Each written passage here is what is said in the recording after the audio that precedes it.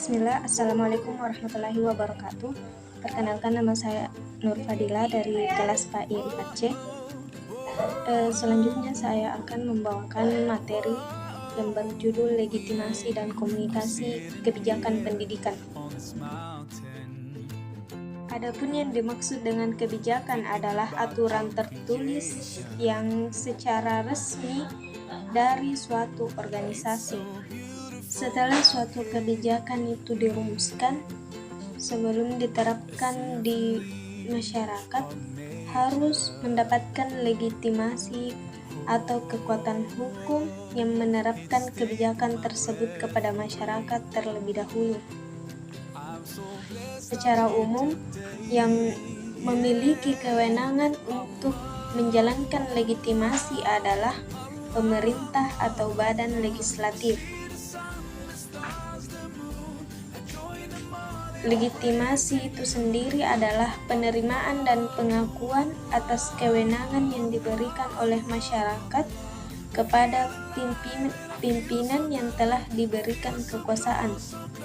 Dalam Kamus Besar Bahasa Indonesia, legitimasi adalah keterangan yang mengesahkan atau membenarkan bahwa pemegang keterangan adalah betul-betul orang yang dimaksud atau kesahan.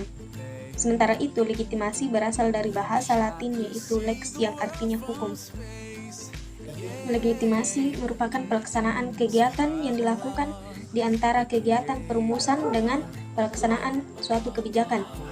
Sebelum kebijakan pendidikan yang telah dirumuskan dan dilaksanakan, terlebih dahulu harus dilegitimasikan. Suatu kebijakan perlu dilegitimasikan karena hasil rumusan kebijakan tersebut perlu mendapatkan pengakuan dari masyarakat. Pengakuan dari masyarakat ini pada umumnya dilakukan melalui lembaga perwakilan rakyat. Pengakuan dari masyarakat ini penting sebab ketika kebijaksanaan tersebut dilaksanakan tidak mengalami penolakan dari masyarakat. Karena bagaimanapun juga, pelaksanaan kebijakan pendidikan pasti melibatkan masyarakat dari berbagai kalangan. Adapun bentuk pengakuan masyarakat atas kebijakan yaitu dengan pengabsahan. Dengan demikian, setelah rumusan kebijakan tersebut absah, maka kebijakan tersebut dapat diberlakukan. Otorisasi kebijakan pendidikan adalah bentuk lain dari legitimasi, yaitu menjalankan kewenangan untuk memberlakukan kebijaksanaan. Dengan kewenangan inilah mereka yang memiliki kewenangan untuk melaksanakan program juga akan dimintai pertanggungjawaban atas hasil pelaksanaan kewenangannya. Nah, dari sini dapat disimpulkan bahwa legitimasi adalah pemberian wewenang untuk membuat dan melaksanakan keputusan sebagai bentuk pengesahan dari masyarakat. Dalam hal ini dikaitkan dengan berlakunya kebijakan pendidikan, maka kebijakan pendidikan tersebut dikatakan terlegitimasi atau berlaku setelah mendapat pengakuan dari masyarakat dan dari dinas yang terkait. Adapun proses legitimasi kebijakan pendidikan yang pertama yaitu simbolis, yaitu dengan cara menumbuhkan kepercayaan terhadap masyarakat dalam bentuk-bentuk simbol seperti kepribadian yang baik, menjunjung tinggi nilai budaya dan tradisi. Contohnya, pengidentifikasian diri dengan kelompok mayoritas, misalnya agama tertentu, merupakan sejumlah contoh penggunaan simbol-simbol yang bersifat ritualistik. Dan yang kedua, prosedural, yaitu menjanjikan kesejahteraan material kepada rakyat, seperti fasilitas pendidikan dan kesehatan lebih baik, kesempatan kerja lebih besar, menjamin tersedianya pangan yang dibutuhkan rakyat, menjanjikan sarana produksi pertanian, sarana komunikasi dan transportasi, serta modal yang memadai. Dan yang ketiga, material, yaitu dengan cara mengadakan pemilihan umum untuk menentukan para wakil rakyat, perdana menteri, presiden, dan sebagainya, para anggota lembaga tinggi negara atau referendum untuk mengesahkan suatu kebijakan umum. Adapun problema yang dihadapi dalam legitimasi kebijakan yaitu yang pertama adanya penolakan dari pelaksana rencana sebelumnya yang tidak lagi berkinerja. Yang kedua adanya hambatan dari pertemuan yang moderat. Yang ketiga resistensi dari kelompok konservatif terhadap kebijakan yang baru saja dirumuskan. Dan yang keempat adanya perlawanan dari pihak-pihak tertentu. Baik, selanjutnya yaitu pengertian dari komunikasi kebijakan pendidikan. Secara istilah, komunikasi adalah suatu proses yang dalam proses itu partisipan bertukar tanda-tanda informasi dalam suatu waktu. Komunikasi kebijakan pendidikan adalah sosialisasi atas rumusan-rumusan kebijakan pendidikan yang sudah dilegitimasikan.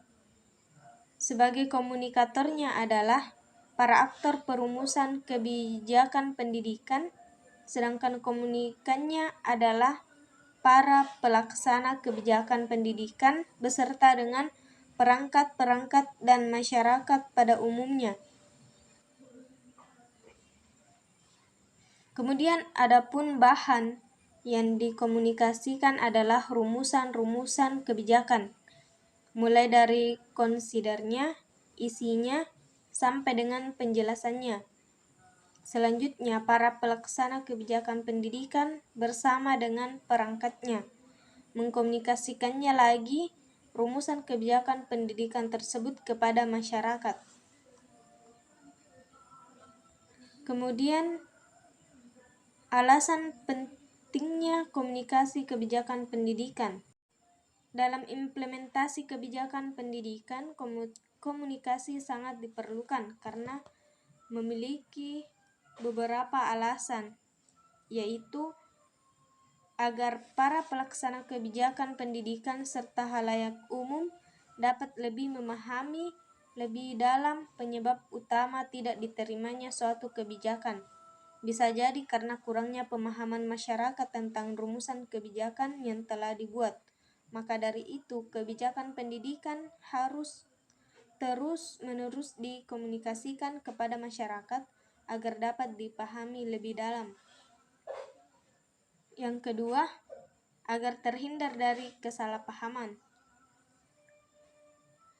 Kesalahpahaman seringkali menjadi penyebab gagalnya sosialisasi suatu rumusan kebijakan.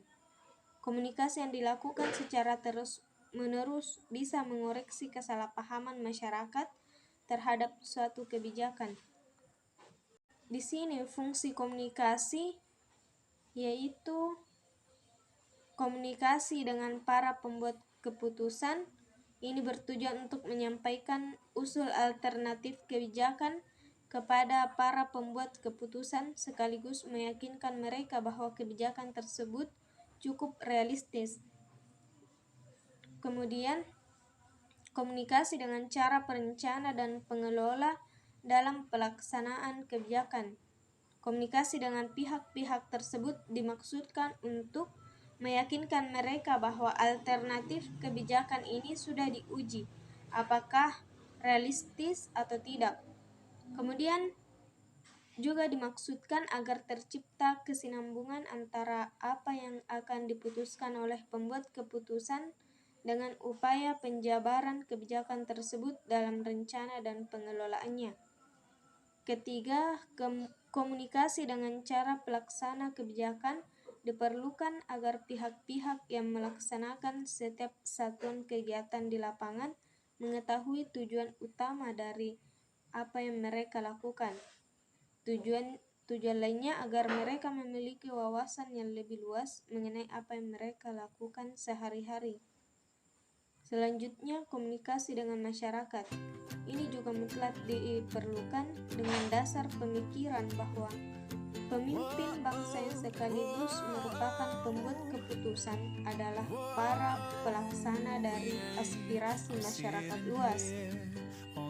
Prinsip pemikiran seperti ini penting dipegang secara konsisten agar suatu program atau kebijakan pemerintah tetap mendapat dukungan dan partisipasi dari masyarakat. Adapun problematika komunikasi kebijakan pendidikan, yang pertama dapat bersumber dari komunikator, yaitu komunikator yang kurang ahli dalam menyampaikan pesan-pesan kebijakan, sehingga yang seharusnya pesan-pesan tersebut disampaikan dengan jelas menjadi tidak jelas karena tidak tersampaikan dengan baik. Kemudian perbedaan referensi antara komunikator dan komunikan. Hal ini dapat menyebabkan tidak tepatnya komunikator dalam menyampaikan kebijakan pendidikan. Kemudian yaitu kurangnya kredibilitas komunikator di mata komunikan. Kredibilitas komunikator mencakup banyak hal, mulai dari tingkat ketokohannya di masyarakat atau di mata komunikan, kemudian karakternya dan juga kemampuannya. Problematika selanjutnya yaitu bersumber dari pesan itu sendiri, yaitu rumusan kebijakan yang kurang jelas yang membuat penerima pesan tersebut tidak jelas dalam menangkap pesan. Kemudian rumusan kebijakan yang asing. Rumusan kebijakan yang asing ini akan memberi peluang penolakan dari masyarakat. Referensi yang telah dimiliki oleh masyarakat menyebabkan terjadinya penolakan terhadap hal-hal yang baru. Kemudian yang ketiga, kebijakan yang terlalu ideal dan kurang realistik. Ini juga menyebabkan komunikan apatis terhadap pesannya karena hanya dianggap omong kosong yang tidak mungkin dapat dilakukan. Problem yang ketiga yaitu bersumber dari komunikan, yaitu komunikan yang heterogen. Maksud dari heterogenitas ini yaitu bisa jadi dalam hal tingkatan pendidikan, perbedaan etnik, kepercayaan dan agamanya. Heterogenitas ini menyebabkan kesulitan dalam mencari bahasa yang sesuai untuk mereka karena apabila mereka menggunakan bahasa yang tinggi akan sulit dipahami oleh rakyat kebanyakan. Namun apabila menggunakan bahasa yang rendah akan dianggap tidak berbobot oleh mereka yang tingkatannya tinggi. Selanjutnya juga adanya kesalahan dalam penerimaan pesan oleh komunikan yang menyebabkan kelirunya pemahaman seseorang mengenai kebijakan. Mungkin hanya itu, sekian.